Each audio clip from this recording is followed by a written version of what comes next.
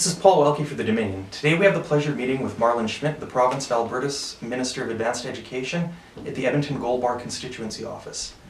As Section 93 of the Constitution Act 1867 grants provinces the power to legislate over issues relating to education, we are very fortunate to be able to speak with Mr. Schmidt today. Thank you for inviting us. Thanks for having me, Paul. Why do you think that the framers of the 1867 Act gave the power to legislate over education to the provinces instead of the federal government? Yeah, so I obviously can't go back in time and read the minds of the framers of the Constitution, but I suspect that it had to do with the language and religion issues that dominate Canadian society to this day. Of course, this is a way to allow people with language or religion concerns to have a lot more control over their education system. And I think that that's what we see reflected in the Constitution is that local control over education that was really important to people of those days. And I think it's interesting, you know, that 150 years later, that education is still so locally focused. We know that in the advanced education system here in Alberta that by far the vast majority of students at universities and colleges in Alberta come from Alberta. So, you know, people tend not to stray too far from home to seek higher education credentials to this day, and so I think it makes sense to continue to have that provincial control over the education system that the framers of the Constitution originally intended. Okay, so you think that this is the right call, or do you think there is some aspects of education that might belong in the hands of Parliament nationally? So one of the, you know, Canada is unique in the higher education world in that we're the only country that has a federal system where the sub-national governments don't play a significant role in higher education. And by and large, that system works pretty well. We have a high-quality education system that's affordable for most students in the country. So by that measure, I think we're doing well. One of the key problems that's created by the system that exists in Canada is the problem of accreditation. So most countries have a national system of accrediting universities and colleges so that a person with a degree in one part of the country can get their degree recognized in any other part of the country. That doesn't exist in Canada. So there's no national accreditation system for universities or colleges that's recognized by all jurisdictions in the country. And that we see that creates some problems for some of our students who get a credential from a university in Alberta and have trouble getting it recognized or accepted in other jurisdictions. It's not so much a problem for the University of Alberta or the University of Calgary, who have been established for a really long time and have had that time to develop their reputations with other institutions across the country. It has created problems with institutions like Mount Royal and MacEwan.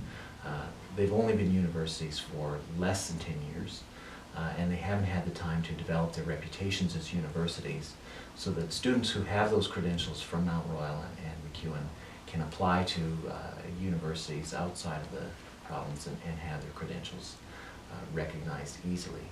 We do, of course, affirm the quality of all of the programs that are offered in Alberta, and so, you know, students who go to MacEwan or go to Mount Royal receive a quality education that's equivalent to University of Alberta or the University of Calgary.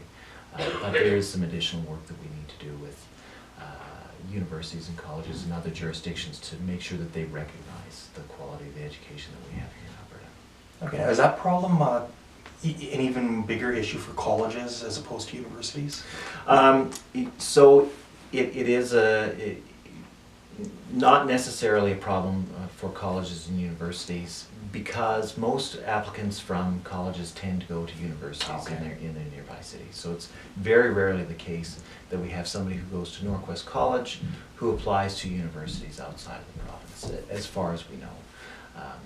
And certainly somebody with a credential from NAIT or SAIT, they tend not to move out of the province. Again, reflecting the sort of the regional character of education in Alberta. Okay, in your experience, what have been the biggest conflicts between the two levels of government with regards to educational issues? Has there been any types of intrusion that you've seen from the national government on the provincial So, legislatures? Legislatively, no. Okay. Legislatively, there has been a quite clear division of powers between federal government and the provincial government. Things get a little bit murkier when we talk about budgets because, of course, budgets don't have the same legislative restraints. And so the federal government often wants to inject money into the higher education system in the provinces, which by and large we welcome.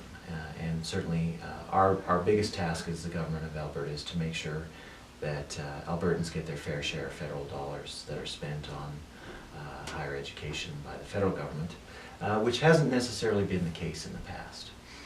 So if you look at the amount of money that the federal government has made available for research and development, for example, at universities and colleges, Alberta gets way less per person than we should get if that money were divided up more equitably. And in fact, I'm going to Ottawa next week to pitch the case to our federal counterparts that money spent on research and development at universities in Alberta is money spent wisely. And I'm looking forward to working together with our federal government counterparts to make sure that we can do what we can to strengthen research and development here in the province of Alberta. The other complicating factor is infrastructure spending. There's often misalignment between federal government's infrastructure spending on higher education and Alberta's government's expenditure. And we had that experience last year, so we announced our budget before the federal government announced their budget. We had set aside our capital plan, and then the federal government came forward and said, we are also going to spend $2 billion on higher education infrastructure across the province. But they made the program very restrictive in terms of its start date and end date, and they put some matching criteria on getting money. So the province of Alberta and our post-secondary partners really had to scramble to make sure that we could get all of the money that was made available for us from the federal government. Fortunately, we were able to do that, and we got our fair share of federal infrastructure spending, and I'm very proud of the work that everybody in the post-secondary system world did to get that information together and get the projects together so that we could get the funding. But it would be nice if the federal government maybe gave us some signals beforehand so that we could align our spending and we wouldn't have to scramble at the last minute to take advantage of those opportunities. And just to add some predictability. Exactly, that's right. So. Okay, now what do you feel have been the biggest changes in Canada's and even Alberta's education system in the last 150 years?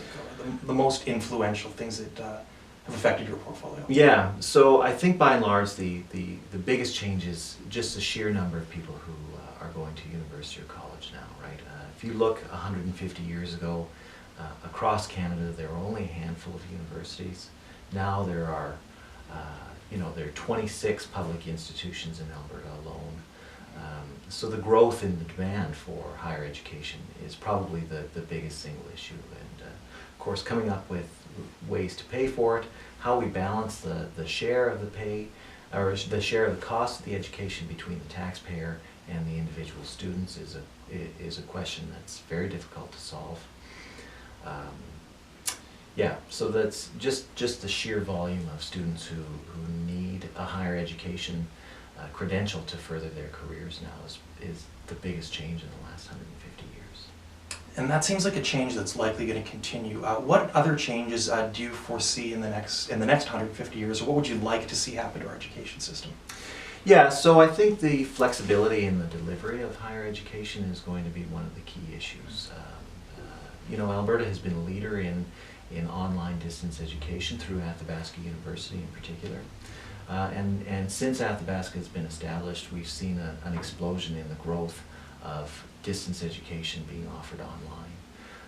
Because, taking classes in a traditional classroom doesn't work for everybody. Mm-hmm.